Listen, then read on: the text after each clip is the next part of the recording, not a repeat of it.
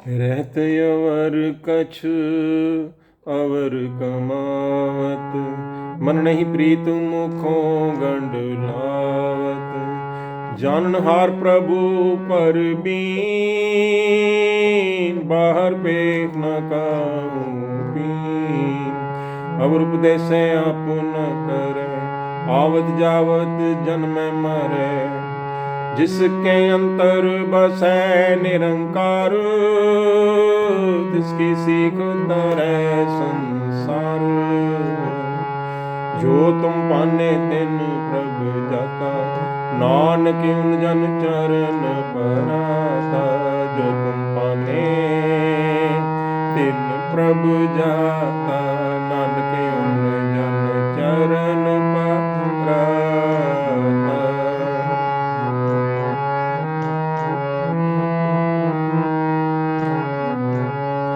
रहत अवर कछु अवर कमावत, मन नहीं प्रीत मुखों गंड लावत।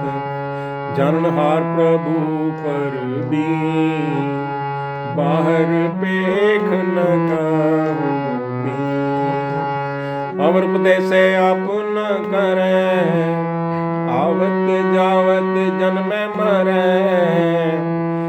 आवत जावत जन्म मरे। जिसके अंतर जिसके अंतर बसै निरंकार, तिसकी सीख तरै संसार। जो तुम पाने तिन प्रभु जाता, नानक उन जन चरण पराता। जो तुम पाने तिन प्रभु जाता, नानक उन जन चरण पराता।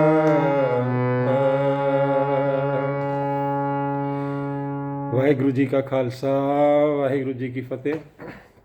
कीर्तन कथा की श्रृंखला में आपका स्वागत है। सो प्रभु गुण गायन करते हुए, हरिनाम गुण गायन करते हुए गुरु जी उपदेश करते हैं। रहत अवर कछ अवर कमावत, मन नहीं प्रीत मुखों गंड लावत। सो हम प्राणी है ना, कई बार हमारा ऊपर से पहनावा तो पूरा भक्तों वाला ही होता है ना, और जो हम कमाते हैं, जो हम करते हैं, वो कुछ और होता है। रहत अवर कछ अवर कमावत, मन नहीं प्रीत मुखों गंड लावत।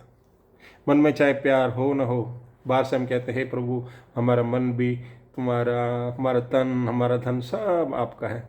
अंदर से चाहे ऐसा कोई प्रीत वाली बात न हो। जाननहार प्रभु पर बीन, बाहर पेख न काहूँ पीन। प्रभु तो जाननहार है, हमारे अंदर की एक सूक्ष्म से सूक्ष्म की तरंग, वो तो रचनहार है ना, वो सब जानता है।